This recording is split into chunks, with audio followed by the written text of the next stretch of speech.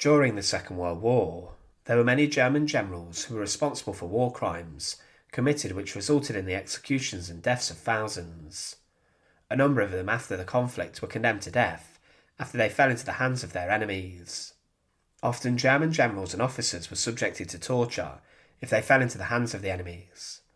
But one German general who was condemned at the end of the war was Adolf Hamann, who saw action on many different fronts and campaigns. He was an experienced military man, but after falling into the hands of the Soviets, he was paraded throughout the streets of Moscow with 50,000 captured German soldiers in an act of humiliation. But Hamann was then sentenced to death, and he was executed at the hands of the Soviets for war crimes. Join us today to look at the execution of the German general Adolf Hamann, and remember to support our channel. Please make sure to subscribe. Adolf Hamann was born on the 3rd of September 1885, and when he was 16 he joined the German army. He enlisted in the Schwerin 89th Grenadier Regiment and remained part of the army for decades.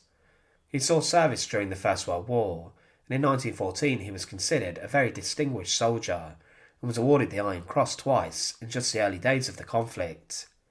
He continued to serve after the German surrender inside of the Reichswehr, the permitted army that Germany were allowed to have, and following the changes made to the military, Hamann then joined the Wehrmacht. It was clear that Hitler had plans to invade different countries and to try and conquer wherever he could to build up his empire. He relied on strong military leaders such as Hamann to command German forces, many of whom were not the most experienced. But following the invasion of Poland, the whole Second World War broke out. Adolf Hamann was then given command of a frontier defence zone on the Polish border, and he was to repel any enemy soldiers that would approach. At this time this was not the most significant role in the conflict, as the Wehrmacht rampaged into Poland, and they pushed the Polish army back heavily. Hamann's group were just there to watch the border, but he was a trusted commander. Then from August 1941 to January 1942, he was transferred to serve as the commander of the 239th Infantry Division. This division served on the border between Poland and Slovakia, but they did not do any fighting. They then became part of the reserves of Army Group South, but they then stood during the Battle of France. But the 239th Infantry Division was dissolved in December 1941, whilst part of the 6th Army on the Eastern Front, as they suffered incredibly heavy losses and casualties.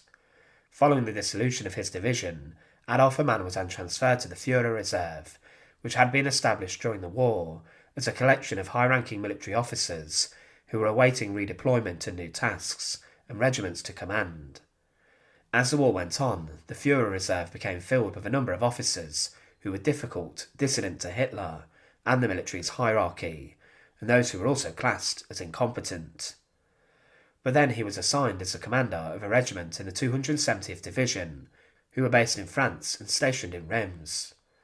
But then on the 1st of June 1942, Hamann was promoted to become a Major General, and he was then sent to the Eastern Front. He became the military commander of Oryol, which was a German-occupied area inside the Soviet Union.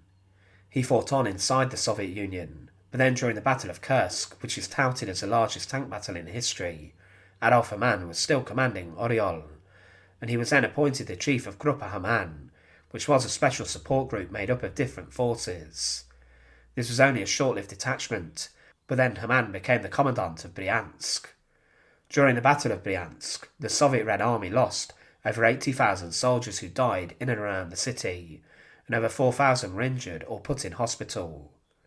But the Germans then also took 50,000 prisoners before moving on. Hamann then became the commandant of Bryansk, and during the encirclement, the Germans destroyed all of the Red Army forces, defending the southern approach to Moscow. They were brutal in their actions, and executed many people inside the city, and killed a number of civilians, and under Hamann's control, there were a number of war crimes committed.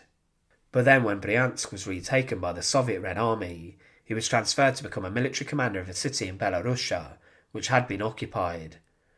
But then Hamann became the commander of the 383rd Infantry Division, and this division had been involved in the Battle of Kursk. However, when the Soviets launched Operation Bagration on the 23rd of June 1944 and pushed the German forces back heavily, the division was surrounded, was completely destroyed and massacred, and it was then dissolved.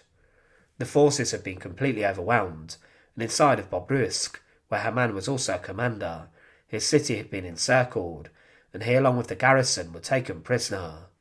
His capture was seen as a major coup by the Soviets, and because of their successes in the military, they then rounded up all their prisoners of war that had been captured during Operation Bagration. Then the Red Army and Soviet officials force-marched Adolf Hamann and 50,000 other German soldiers who had been captured through the streets of Moscow in front of the Soviet civilians, who were jeering and celebrating the capture of these men. But then Adolf Hamann was brought into trial, and on the 30th of December 1945, a Soviet military tribunal presented charges to him, in which he was accused of many war crimes against the civilian populations of Bryansk. As the commander, he was considered responsible for the executions of civilians inside of the city, and for this he was quickly sentenced to death. But inside of Bryansk, the place where Adolf Hamann was responsible for during much of the conflict, Hamann was then, following his death sentence, taken to a gallows. He was led up the steps of the gallows, and then a Soviet executioner quickly placed a noose around his neck before the stool was removed and he was left hanging. He was executed on the same day as his death sentence had been given, and the Soviet executioners did not wait around to execute him. Adolf Hamann was a high-ranking German general who had been given a number of significant jobs during the Second World War. He was the commander of a number of cities and was responsible for keeping the civilian population down inside of these. But then, under his control, a number of war crimes took place, but for the Soviets he was seen as a significant capture, as he was a general after all, and he was a man who had significant involvement in the German military for many different decades. Thanks for watching. To support our channel, please make sure to subscribe, and once again, thank you so much for watching.